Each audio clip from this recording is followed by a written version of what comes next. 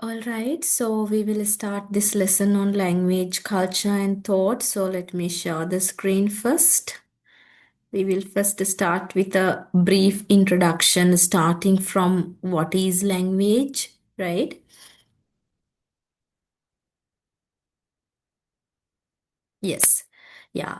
So language is identified as this structured system of communication, right? So communication is out there. We have discussed about this earlier as well. So even animals have this form of communication, right? But when it comes to language, human language, what is it? It is this unique property of human beings, right? So, because that is a structured system of communication consisting of sounds, right, phonetic symbols, grammar, and also it can operate on multiple levels with sounds, phonology, syntax, right, the structure, semantics, the meaning, and pragmatics, how you can use language in practical contexts.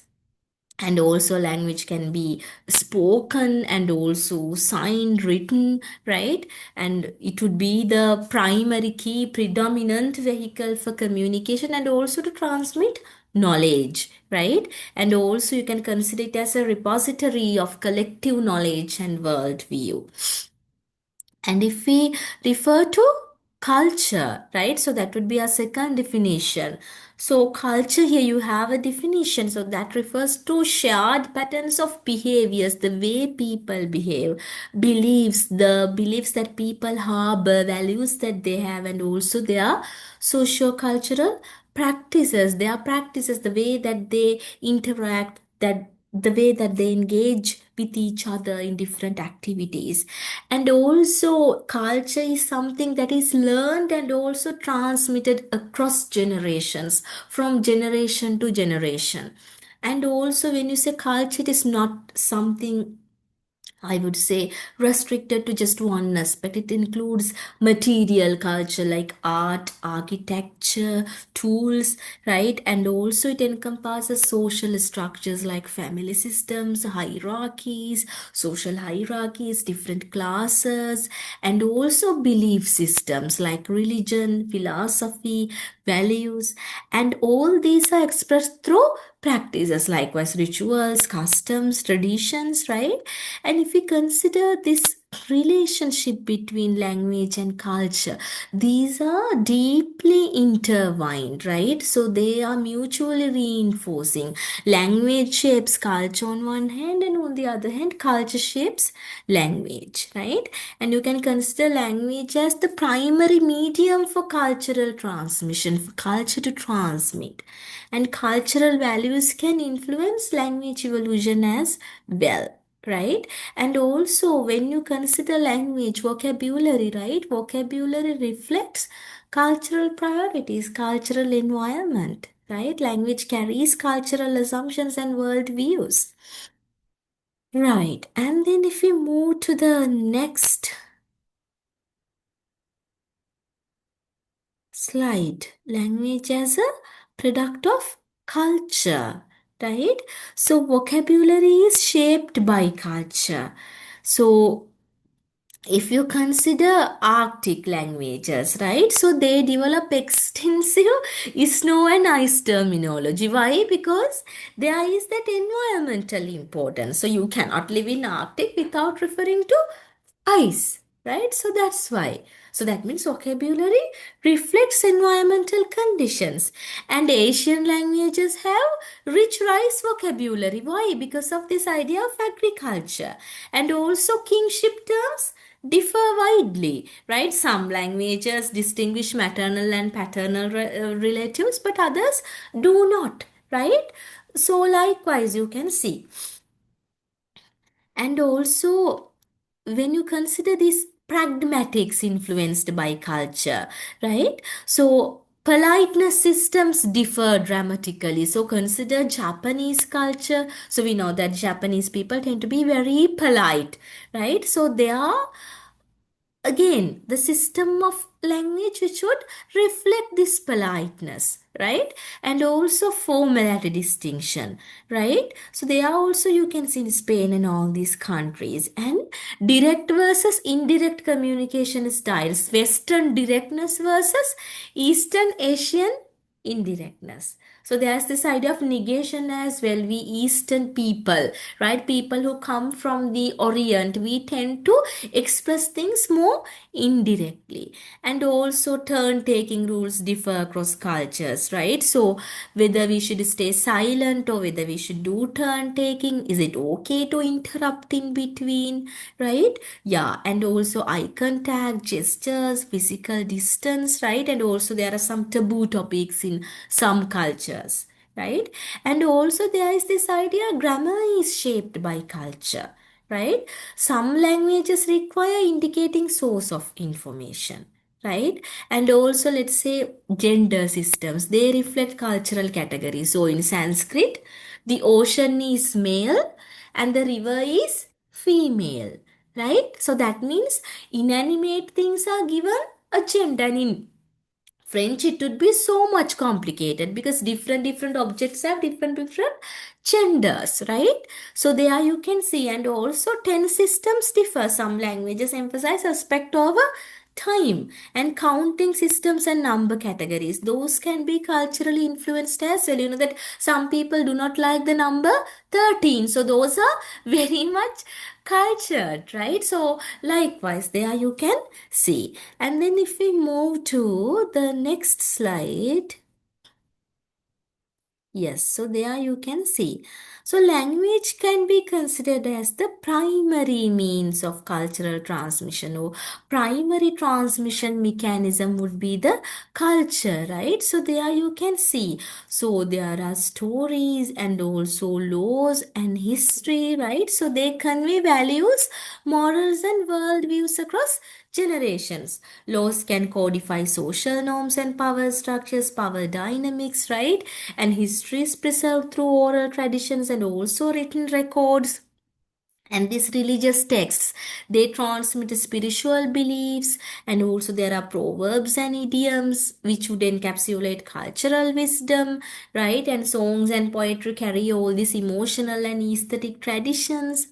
And then also this idea of this function of preservation and maintenance, right? So collective memory of the community would be archived as in with this preservation process, and it maintains continuity despite individual deaths, right?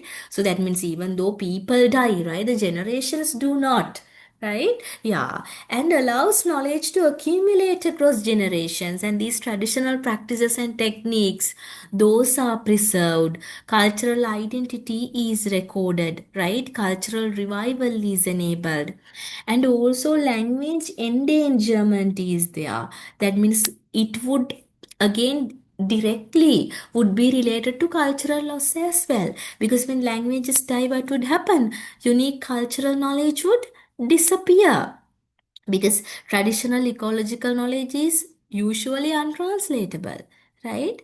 And worldviews, philosophical concepts, all these can be lost. That means cultural diversity can be diminished globally, right, with language endangerment. So there you can see. So that's why we say language is a roadmap of culture, right? It tells you where its people come from and where they are going. So that means etymology reveals historical migrations, right? So when you consider loanwords, they show cultural exchanges and influences. And grammatical structures, do you think that grammatical structures were built like overnight? No, they reflect all these ancient priorities, right? Ancient concerns, ancestral priorities, and evolving vocabulary, they indicate changing cultural concerns, right? So all these language revitalization movements are important because of that, right? So they signal cultural future, right? Yeah. So there you can say, and even when you consider new terminology, right? So new terminology creation shows how cultural adaptation takes place and innovation takes place, right? Yeah. So then we'll move to the next part. From that point onwards, yes, so it is about the structure of languages, right? Yeah. So here, right? So when you consider this idea, when you refer to structure of language, so that definitely influences the worldview or the cognition of the people. So if we start this discussion with language determinism, which is, yeah, one of the most influential hypotheses that there is.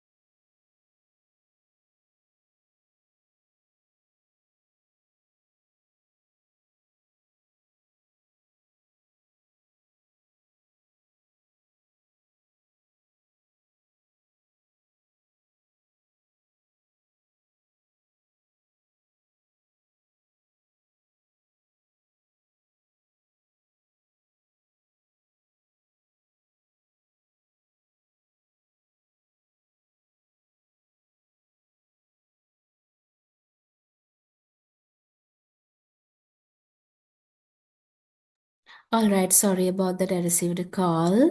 Right, okay. So we were talking about this, right? So linguistic determinism.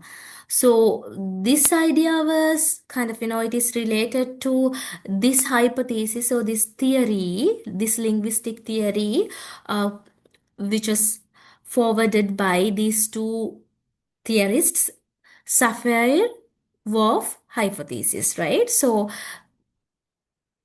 one would be Sapir and then the other one would be Wolf. So their hypothesis is linguistic determinism. So this one was kind of the strong version, but again, you can say that it was largely rejected, right? So here the idea is language completely determines thought. So that means if your language lacks a concept, you cannot think it, right? You cannot imagine it. That is the idea. So that means implies speakers of different languages, they inhabit different cognitive realities. So that is the underlying idea. But when you consider evidence, right? So that contradicts this idea because people can learn new concepts from other languages, right? And also, if this was true, right, then translation would be impossible, right? Because when you consider bilingual speaker, so all the people who would be listening to this lecture, this YouTube video, right? All of you, or kind of most of you, would be bilingual speakers, right? You might have any other native language other than English, right? And also any other language as well. So then that idea, it disproves this idea of complete determinism. And then there is this idea of linguistic relativity, right? That is the weak version, but it is widely accepted. So language influences but doesn't determine thought. That is the idea, right? So that predisposes speakers to notice, categorize, and remember certain things and make certain distinctions more habitual in a way, right? So that affects cognitive ease and preference, but not cognitive possibility. So now you have several evidence for linguistic relativity as well, right? So if we consider color perception, right? So languages with fewer color terms, they show different color memory patterns, right? So here there is this idea. So Russian speakers, when you consider Russians, they have separate words for light and dark blue, right? So they detect kind of, there's this idea, blue distinctions are detected by them faster, right? So that doesn't mean speakers can't see colors, but it affects attention and memory and also spatial orientation, right?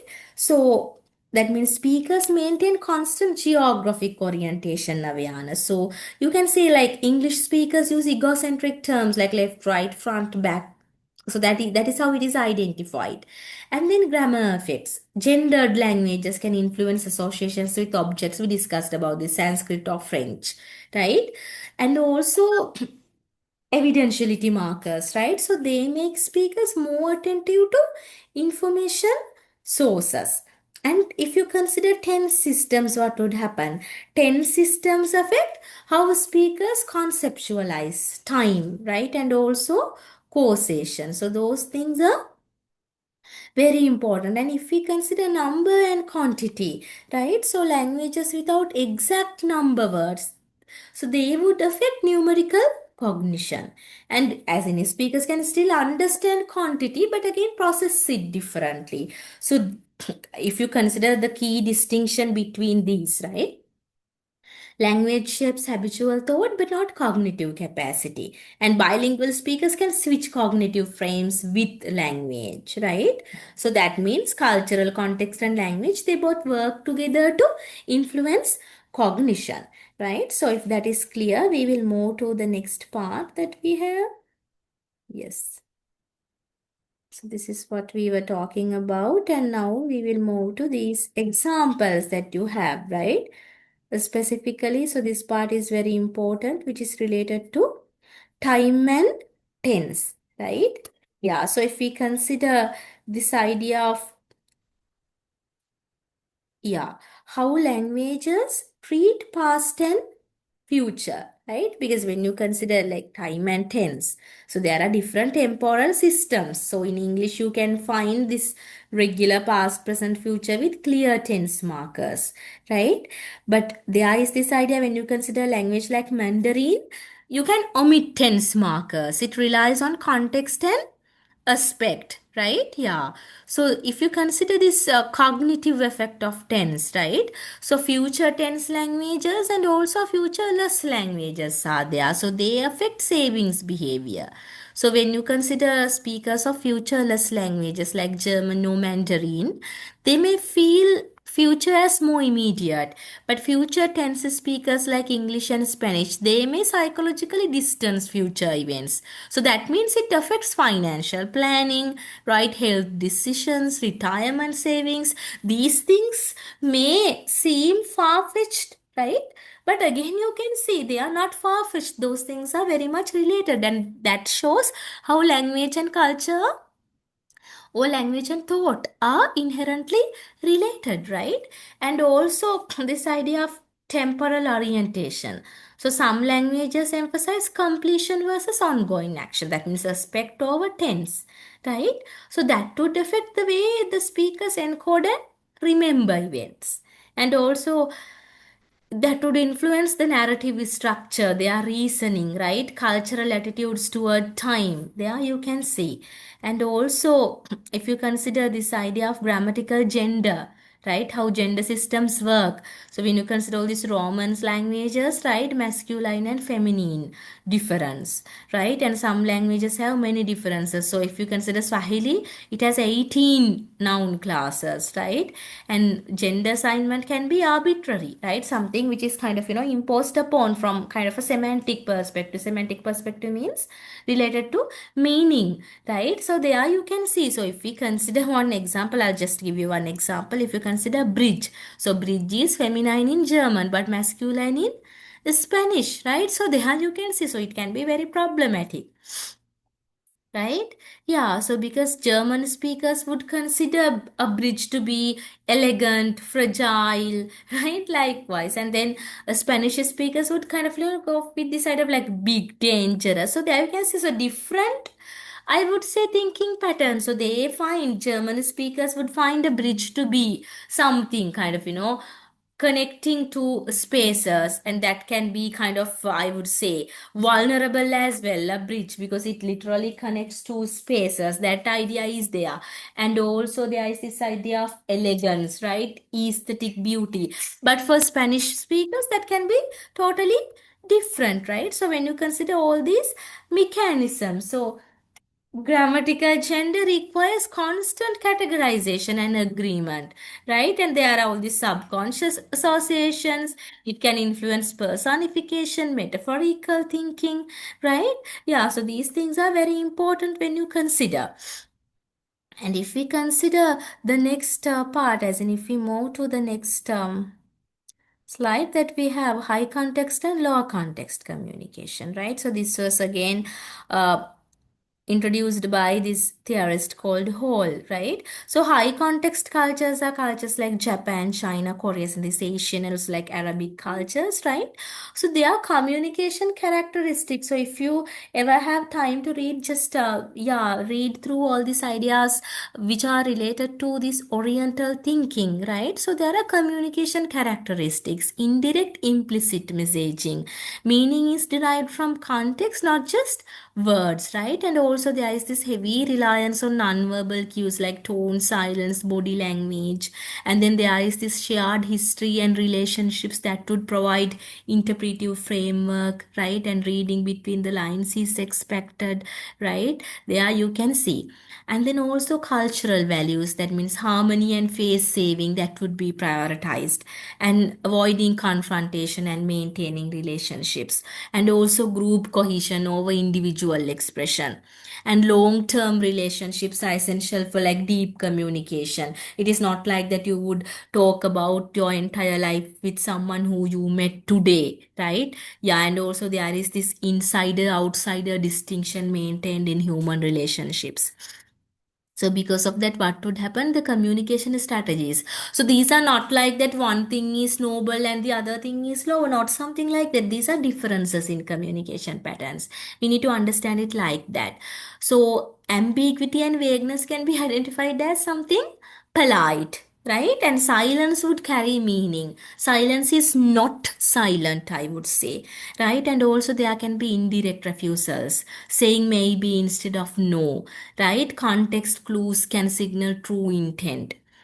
And if we consider low context cultures like, Germany, USA, sister Ireland, and also Scandinavia, then you can see direct and explicit communication, right? And meaning would be very primary in verbal context. And also contextual interpretation is kind of, it is not very much given importance, I would say, less reliance on contextual interpretation and clear language and just say what you mean expectation, very direct, right? So even these Asian cultures, they would consider this to be something, I would say, if you consider someone like Nakamura, right? So there you can see, so that would be identified as something very impolite if you use direct language in Orient, but that is different.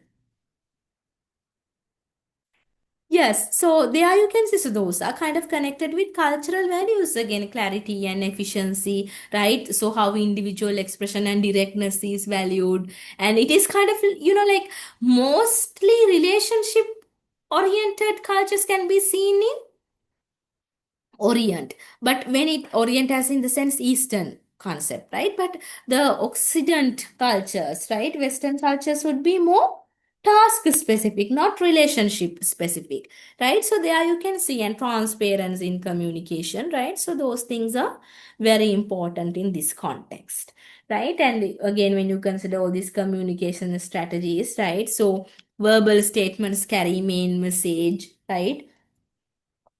And unlike in Eastern culture, silence may indicate awkwardness or lack of engagement, lack of, I would say, refined cultural practices, right? So there you can see.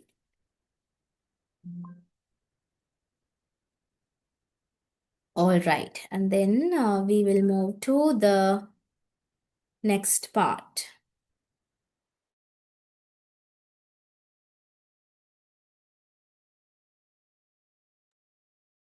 All right. So we need to start with this part,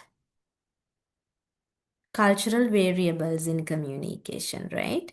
Yeah, so there you can see. So if we consider as a specific factors, right, this idea of politeness and face, again, this is discussed by this theorist called Goffman. So, when you consider the concept of face, that refers to this public self-image, social identity, right? So that means there is this like positive face, kind of like desire to be approved, right? And kind of appreciated, that is there. And also this negative face, like desire for autonomy, right? Freedom from imposition. So that is also there, right? Yeah. So that means it is kind of like a universal human need, this need for the concept of face. But again, you can consider this to be a culturally differed or else a culturally variable expression as well. Right? Yeah. Let me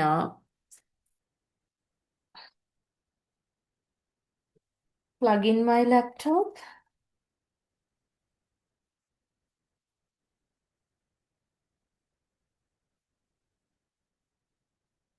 Yes, give me a minute. All right. Yes, right?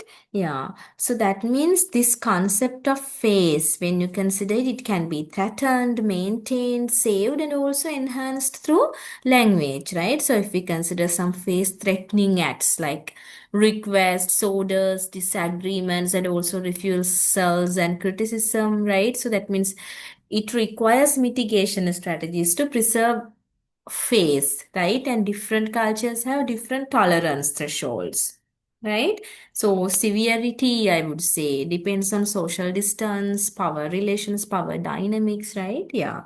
And if we consider the politeness strategy, so there is this positive politeness, solidarity oriented, that means which happens through building connection and shared identity, compliments, right? And also which would be kind of common in informal cultures. And then, like in negative politeness, right? That means difference oriented. So that means indirect, kind of, kind of with apologies, formalities, right? It is common in hierarchical cultures. So, for example, if we consider one example for positive politeness, there's more solidarity, like, hey, buddy, could you help me out? Something like that. But when you consider negative politeness, what would happen? So the way, if I give you an example, that would be, I'm really sorry, I'm extremely sorry to bother you, but if you have time, something like that, right? So negative politeness. And then that doesn't mean that it is negative, right? I hope I'm clear there that you can understand what I'm saying. So positive politeness is more solidarity oriented, right? So it is more kind of, about the solidarity building connection, right? And then more informal. But when you consider negative politeness, it is more indirect, right? And kind of, like negative, the word negative is used there to show that it minimizes imposition and shows respect, right? And also, if you consider all these formal titles and honorifics, right? So in Japanese, you can see. So these words are there, zan and all, like verb conjugations are there. And again, in Korean language, there are like seven speech levels indicating social hierarchy, right? And also academic and professional titles used in introduction, for instance, doctor for PhD holders, likewise, right? And also, there can be elaborate apologies when you consider Japanese language. There are multiple apology forms, right? And also, there is this English understatement like, I'm afraid that there has been a slight problem, likewise. And also, some cultures apologize frequently as social lubricant. Again, if you consider all these Asian countries, some of the countries, I would say, right? And indirectness is there are questions as request, could you possibly, something like that, right? So there you can see. And passive voice is used to avoid blame without being subjective, without referring to a first person subject, like mistakes were made, likewise those are used, right? Yeah. And also, if you consider nonverbal communication, which can be identified as paralanguage, right? So there are vocal elements like tone and pitch. So rising intonation signals questions in English, sometimes in some other languages statements, right? And also high pitch may signal anger, right? So there you can see. And also silence. So in Japanese culture, comfortable silence shows thoughtfulness, respect, and in Western culture, silent behavior or silence would create awkwardness, right? Likewise, there you can see. And also pace and rhythm. Fast speech may consider, I would say, it would lead to, as in excitement or urgency in USA, but in Japan, it would be considered something rude, right? And also slow speech would be considered as thoughtful in Asia, but unintelligent in Western stereotypes. Right there you can see, and even body language like eye contact. Direct eye contact shows confidence and honesty in USA, but avoiding eye contact shows respect in East Asia, right? And even in Latin America. So likewise, there you can see, right? And also gender differences in eye contact norms, right? So like gender differences would be very important here because making eye contact with the opposite gender. So how to what extent it would be considered polite and impolite, right? Where can you draw the line? That issue is there, right? Yeah. And yes, and also if you consider all these gestures like pointing, right? Pointing with finger is identified as rude in some cultures. Thumbs up would be identified as positive in West but offensive in Middle East, likewise, right?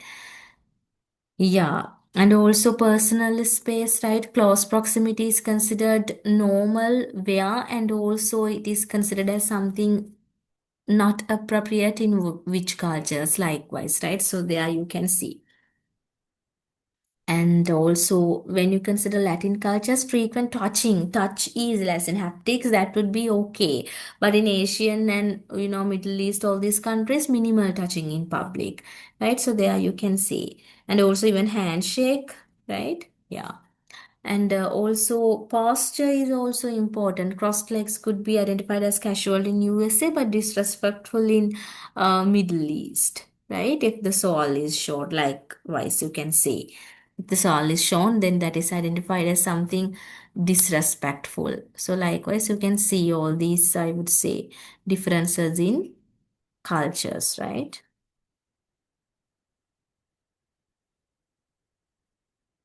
And yeah, and also there can be cross-cultural misunderstanding. Silence can be interpreted as agreement, confusion, or rudeness, right? Yeah, so there you can see. American directness is perceived as rude by some Asians, right? And Japanese indirectness is perceived as unclear by Americans or Europeans. If you read this short story called Shooting the Elephant, this narrator is talking about that. So sometimes you cannot understand what they're saying, all these Asians, something like that, right? Yeah. Yes, so there you can see. And if we move to the next part, next slide, which would be the ninth slide.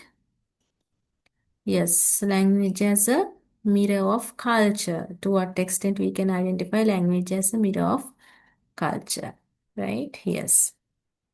So there you can see. So how cultures develop kind of extensive vocabulary for culturally and environmentally important domains, right? So more distinctions mean there is greater cultural significance because vocabulary directly reflects what community needs to talk about as in I would say talk about frequently, right? And yes, so there you can see. So when you consider Thai countries, so there are like over 50 words for rice at different stages, right? Like jasmine rice, sticky rice, cooked rice, right? And even distinctions for like harvested grain, cooked rice dishes. There you can see. And we discussed about this earlier as well. If you consider Arctic people, right? So snow and ice terminology, you can say multiple words for snow conditions, right? And camel terminology in Arabic, right? So there you can see. And also social and cultural hierarchy, this Japanese honorific system, right? We discussed about this word chan, right? Affectionate, like for children or close friends, there you can see, right? And then again, there are like humble forms, right? Respectful and polite forms. And also, if you consider pronouns, there are multiple first person pronouns like, formal, male, informal, male, casual, likewise, there you can see. And even Korean speech levels. So, we discussed about these seven hierarchical levels, as in not discussed, we just mentioned about it. So, it ranges from extremely formal to lower levels, right? So the first one would be extremely formal, second one formal polite, then you have formal speech, then informal polite, which would be the most common form. Then you have familiar, intimate, and finally lower levels for children or between very close friends, right? So this level would be determined according to the age difference, social status, occupation, right? Situational formality, relationship closeness, gender, all these things would be considered, right? Yeah. And also, other hierarchical systems can be seen in Indonesia. There are like three distinct speech levels, right? And again, that refers to feudal history, right? Likewise, you can see how this collectivism is preferred over individualism, right? Yeah.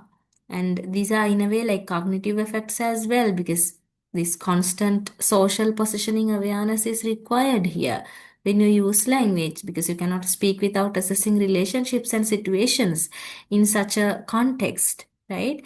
But you can say like now younger generation sometimes resist strict honorifics, right? Because of globalization, westernization, all these, right? Yeah, so there you can see.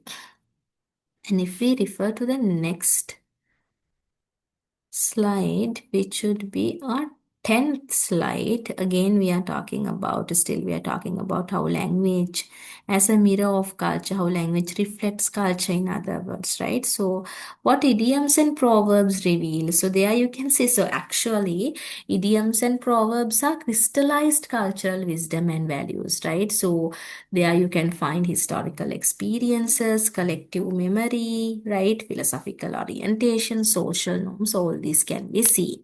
So here, if we consider this idea, like how cultural values are encoded in proverbs, when you consider individualism and collectivism, right? So here, you can see that in English, there's this idea the squeaky wheel gets the grease. That means you need to speak up for yourself. And in Japanese, the nail that sticks out gets hammered down. So that means you need to conform to group. So there you can see directly opposing values about standing out and fitting in. There you can see, right?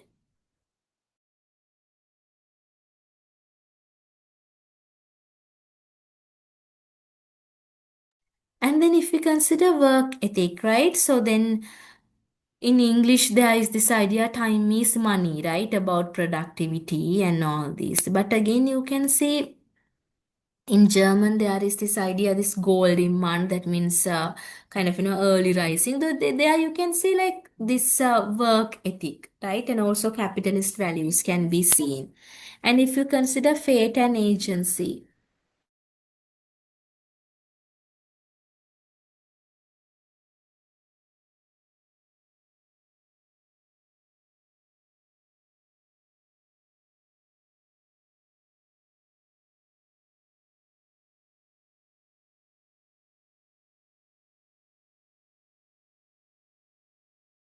yeah,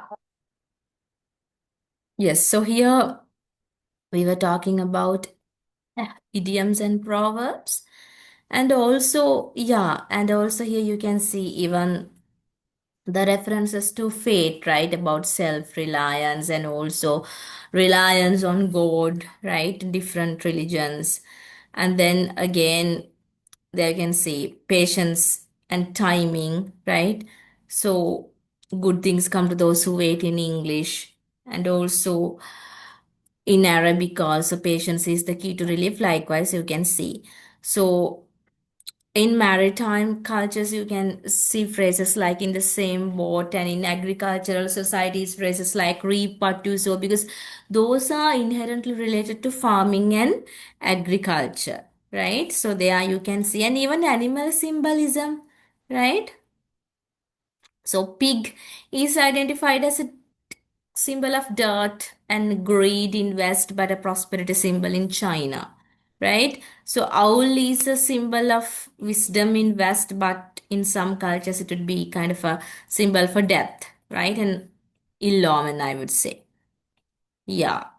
In Western cultures, dragon would be a symbol of evil, but in East it would be power and fortune, right? Yeah. And again, food items, they reflect the respective culture, right? So, like piece of cake, there you can see. Yes. And also, when you consider some communal wisdom, right? So, in African proverbs, you can say the ruin of a nation begins in the homes of its people, like social foundation. That idea is there, right? There you can see. Right, and also if we consider this idea about transmission, right? Language as cultural vehicle. How storytelling happens across generations. So these myths, legends, and folk tales, they transmit values, right? And then creation of stories that would explain world origins and human purposes, right? And also hero narratives would establish cultural ideals. We have discussed about this, about nationalism and all. Yeah, and also epic poetry, right? So just to give you some examples, right? So how cultural transmission happens through all these literary texts. So let's take Odyssey and Iliad, right? So the Greek values are transmitted. Mahabharata, right? So Hindu Dharma is translated, as in transmitted, right, to the society. And Anglo-Saxon heroism can be seen in pieces like, I would say, Wanderer. So there you can see, right? Yeah. And also religious texts. I'm not referring to all these as in one by one, but you can refer to different religious texts, can be Buddhist sutras, Veda, right, Bible, all these. So they codify moral laws and spiritual practices, and they would be used to unite community. So there you can see the connection between language and culture, right? Yeah, so there you can see, so for instance, Shakespeare shapes English cultural identity, likewise, right? There you can see. And also educational transmission, again, you can see, in a way, it comes under this larger superstructure of culture as well. Curriculum transmits official cultural knowledge, I would say, right? How history narratives shape cultural identity, collective identity. So these things are very important. And if we consider this idea, let me check whether it is mentioned here. Yes, transmission and yeah, okay.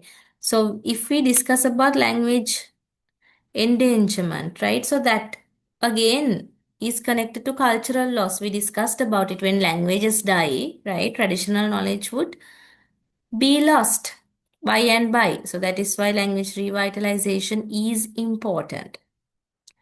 Okay, and then if we move to Sapir-Whorf hypothesis, we discussed about this a wee bit, but not much, right? So linguistic relativity. So there, what is the argument, right? So the core theory is that language structure influences, so determines cognition. So this influencing is identified as the weak version, determining part is identified as the strong version. So not just vocabulary, but grammatical structures and obligatory categories, all this. So that can force habitual attention to different distinctions. And when you consider this distinction between versions, right, determinism, the idea is language determines thought. Now it is largely rejected. So the weak idea is language influences thought. So now it is empirically supported, right? So now there is this modern, I would say, ideology that thinking for speaking, language shapes online processing and habitual patterns. So if we consider some evidence in grammar and structure, right? So there is this evidentiality, that means source of information. So there is this grammatical requirement to mark how you know information. So you cannot make a statement without indicating evidence source, and different languages have different evidential systems. For example, if you consider Turkish language, there's this direct evidential thing, right? Yeah, so that means to directly kind of, declare something, like it should be like personally witnessed. And yeah, so there you can see, so speakers are more attentive to information sources, right? And yes, so if you consider grammatical gender, we discussed about it, how in German, like masculine, feminine, and neuter, that you have different ones. And also, yes, there you can see. As the last point, you can see it. Yeah. So we discussed about bridge as well, and as an example, and also sun is identified as masculine in Spanish, feminine in German, and moon is identified as feminine in Spanish but masculine in German. So there you can see. changes, right? So a very big change, I would say, a kind of a contrast. Yeah, and also if we refer to the other, yes, stuff that we need to discuss, moving to the next slide.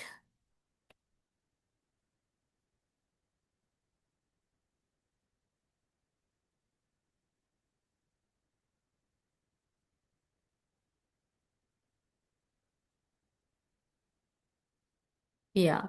So this idea of creation of social reality, right? How language can be used to create culture. Still, we're talking about that. Because speech acts and performative language, when we look at the connection between these two, right? So that means words can do things, not just describe things. So you can say, when you say, I promise, you create obligation. I now pronounce you married, what would happen? It kind of creates this institution of marriage from that time onwards, right? And also, language creates social facts, right? And the paper counts as money in economic context. Likewise, people count as authorities in institutional context. Likewise, these realities exist only through collective agreement, and also, I would say, linguistic practice, right? So words are used to, I would say, fossilize all these ideologies, and also legal systems, right? So these are like purely textual agreements, contracts, right? So there you can see interpretation happens in a linguistic manner, and guilty and not guilty verdict, that would change person's legal status, right? Case dismissed, eliminating legal proceedings, and even property and ownership, this all belongs to, likewise. And then even constitutions, like we the people, likewise, we use all these words, right? So there you can see, and even titles and positions, president, right, senator, all these exist only through institutional language when we look at the larger picture, right? And even economic systems, as we discussed about money. So, money as a linguistic construct, right? So, value exists because we say it does, right? So, there you can see. And even, yeah, all these oaths, promises, academic credentials, diplomas, right? Professional licenses, everything. Even identity construction happens through language, right? So gender pronouns he, she, or they. So construct and reflect gender identity. So there you can say wrong pronouns can, I would say, that would deny a person's reality, right? Regarding gender, nationality, and citizenship, right? So professional identity, social class markers. So there you can say. And also, if we consider language as an agent of change, right? Because terminology innovation would drive social change. Let's consider the civil rights movement. What happened? So the people who are identified as Negro, then later there was this identification as Black and then African American, right? So now the black identity is reclaimed. So now Negro is not like used much. So again, even colored people became people of color, right? So that means those shifts, they represent ideological change, and segregation became apartheid, right? And also, yeah, so there you can see. And even the word like, again, you can consider word like domestic violence, right? And even again, you can say challenging linguistic, this side of kind of the gendered identity. So not using chairman, but using chairperson, because the chairperson can be a lady, right? Instead of fireman, firefighter. And how they is used as singular pronoun, expanded gender, right? So there also you can say. Yes, mainstream acceptance for they and them are used. Yes, so there you can see. And even words like climate change or global warming. So when you say global warming, that shows this temperature increase. But when you say climate change, it is much more broader. It includes all factors. So people use climate change much more than global warming than when you kind of refer to something, I would say. related to environment. And also class consciousness language, working class versus lower class. When you say lower class, there is this hierarchy, power dynamics. But when you say working class, there's much more dignity, I would say. So you are kind of, identified by your class as likewise. There you can see, right? So all these changes.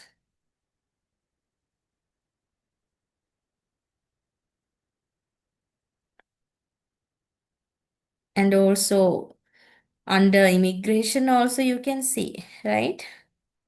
Alien, the word alien is used to dehumanize, and I would say like to other people, as in other, as an act, othering. That's what I meant by other. So there you can see. Even new terms have been created like intersectionality by Crenshaw. So that refers to this idea of discrimination which falls upon women, one because they belong to this gender, female gender, and on the other hand due to other causes like caste, class, likewise, right? Yeah. So there you can see. And if we refer to the next part, the traditional versus the radical view, right? There also you can see. So the common sense view is language is used as a tool.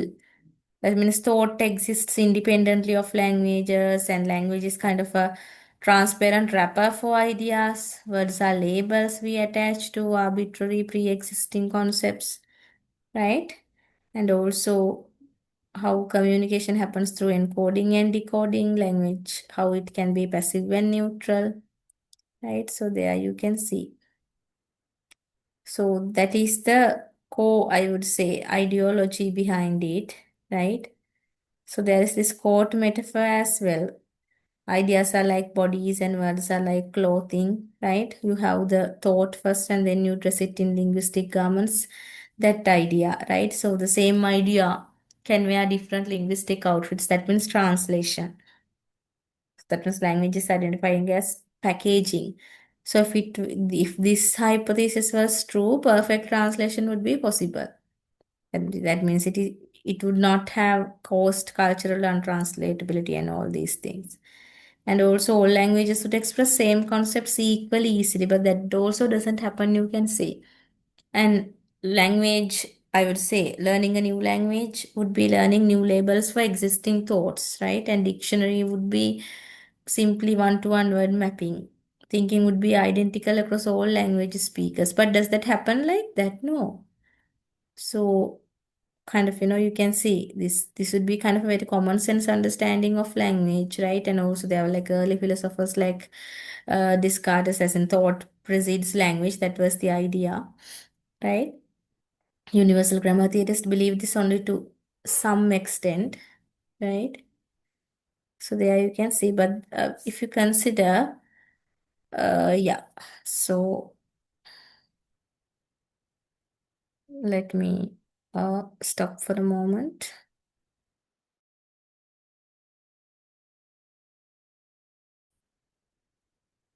Yeah, so if we start from that point onwards, this kind of common sense view, right? So there you can see like what happens, right? So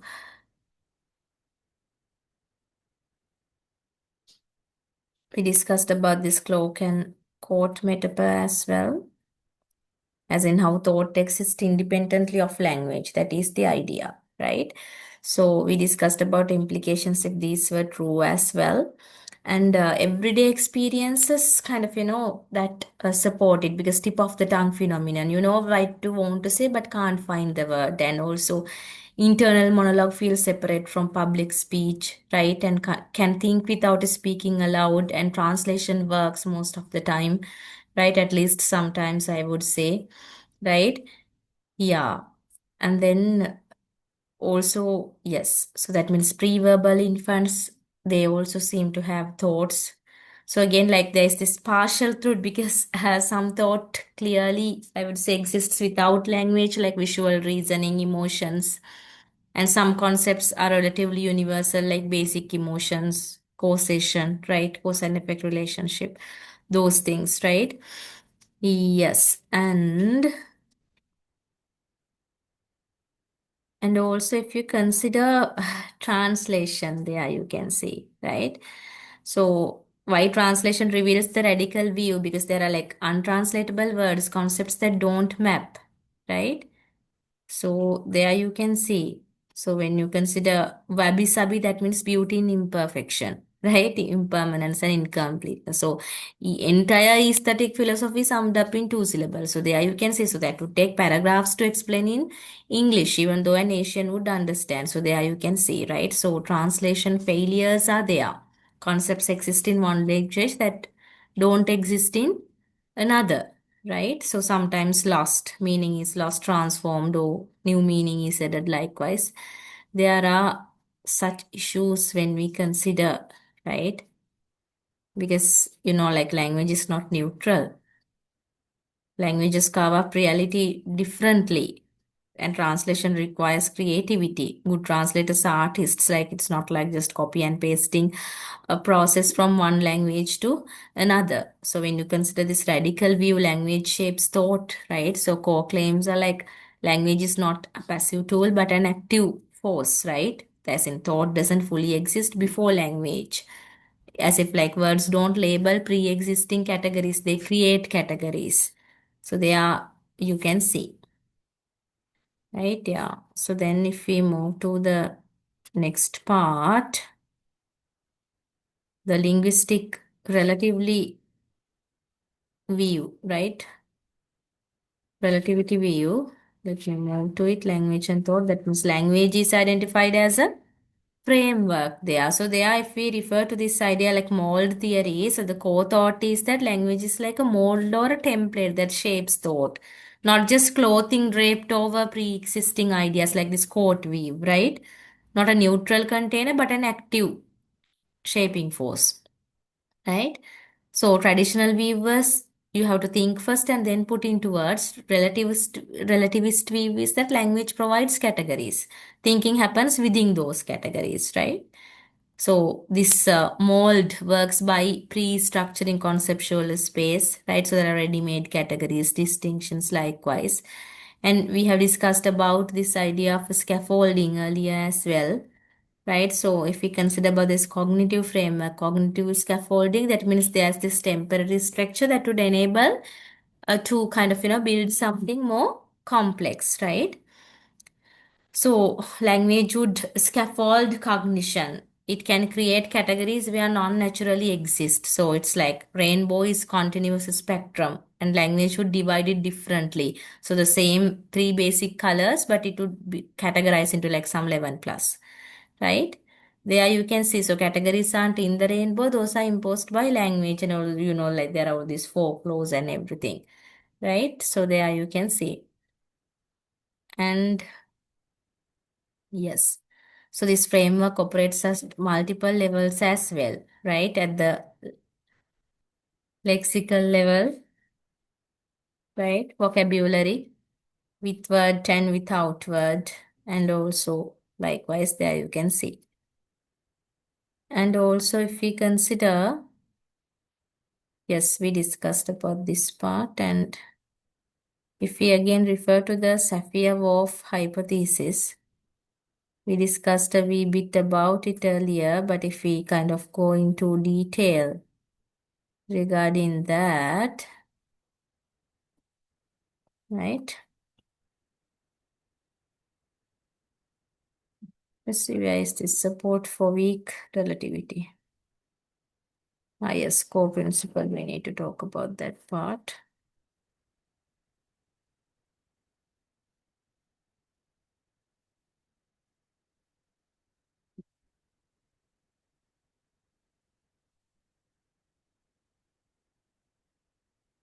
Yeah, so first we will discuss this weak part and then move to Sapir-Whorf hypothesis because we discussed about it as well earlier.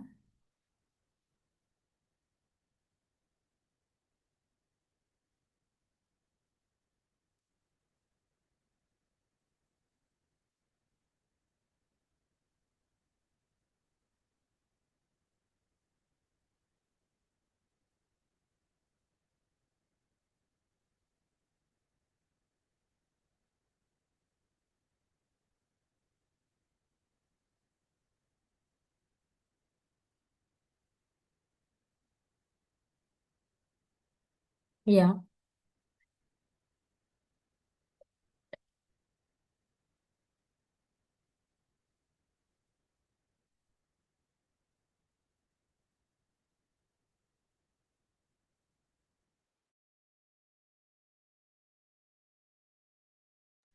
Yeah, and if we talk about this idea of weak relativity, right?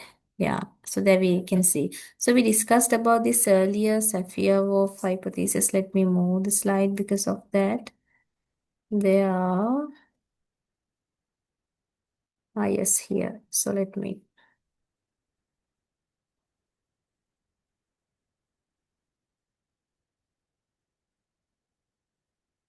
yes, here you have.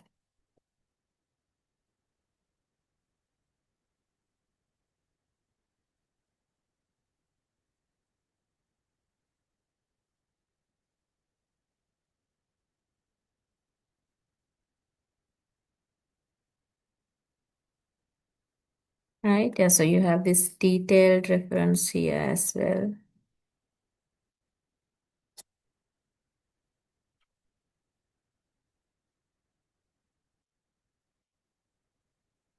All right, okay.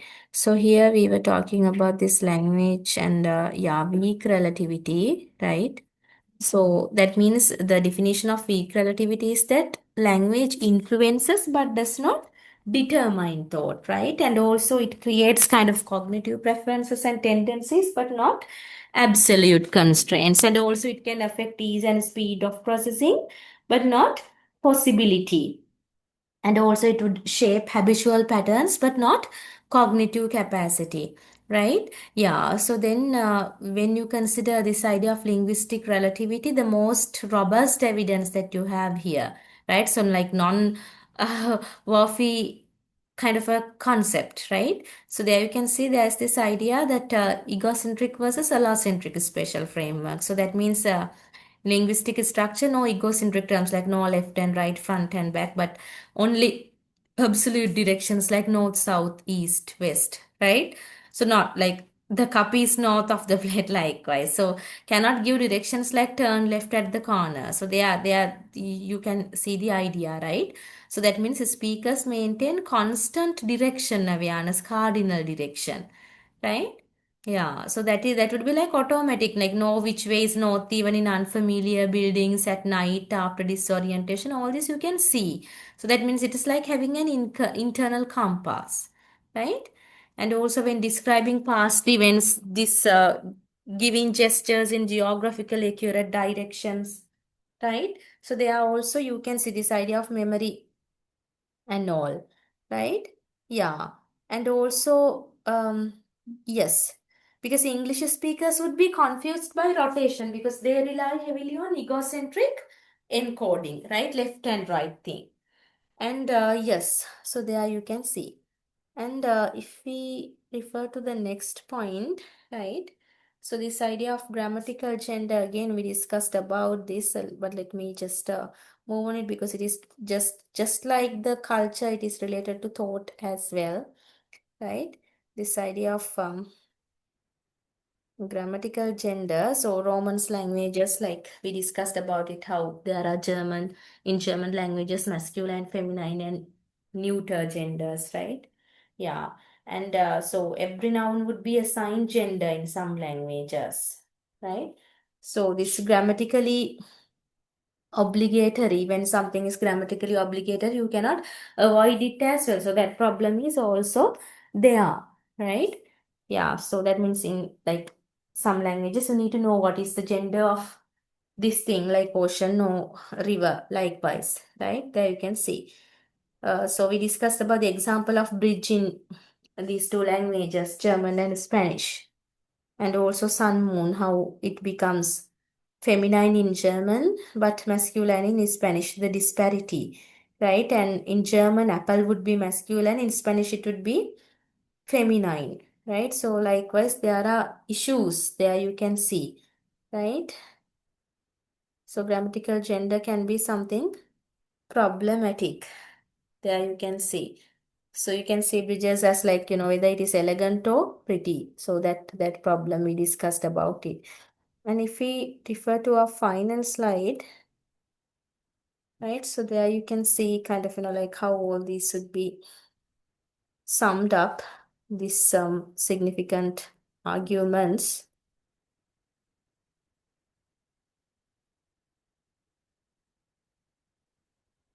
Yes, right. So when you consider this universalist counter argument, right, this universalist claim would be that universal cognitive structures exist prior to kind of, and also not only prior to, but also independent of language as well, right? So that is one argument. That means thought, I would say, precedes and also underlies language, right? Not underline, but underlies language, but not vice versa. And language differences are kind of superficial, but cognitive universals are deep. And also there is this idea that co-human cognition is shared, not by linguistic kind of, specificities.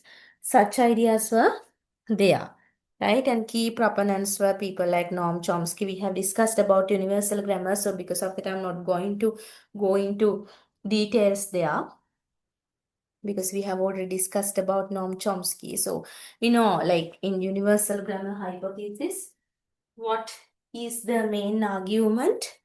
That humans are born with this innate language faculty, right? So that is the idea. That means genetically encoded linguistic principles are shared by humans. That is the idea, right? So that means it is not coming from, I would say, so the idea is that like not coming from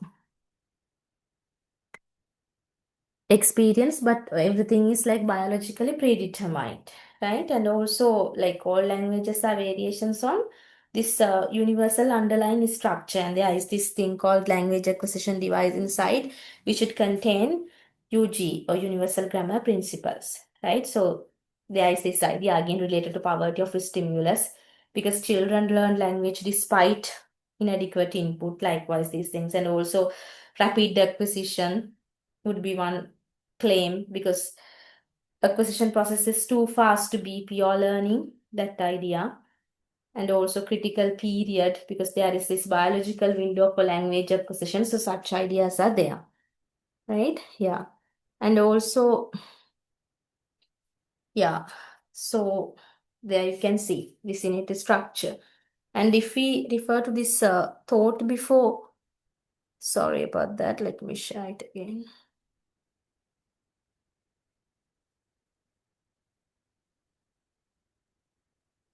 Yeah, so here you can see, right? So if we refer to this thought before language process, right? So it is as equally important as this idea related to universal grammar. So there the idea is that the core claim would be this complex cognition exists without language, right? That means proving language isn't necessary for thought, right? So there is this evidence from developmental psychology, where like Piaget and all these people, because infants would know objects kind of, continue existing when hidden. And also like object permanence, that would, the concept that I discussed just now, that would emerge around 4 to 8 months, that means before language, right? And also that shows kind of understanding of physical reality without words. And numerical cognition, how the infants should distinguish one versus two objects, right? So exact small numbers, likewise, and also casual reasoning. Not like very much, but casual reasoning is also there, right? So that idea is also encouraged here, because infants would be surprised by impossible causation, like when objects would move without contact, likewise in such instances, right? And also they would predict outcomes of events, right? And social cognition, so such things. So because of that, the argument is if infants can think without language, language doesn't create thought, right?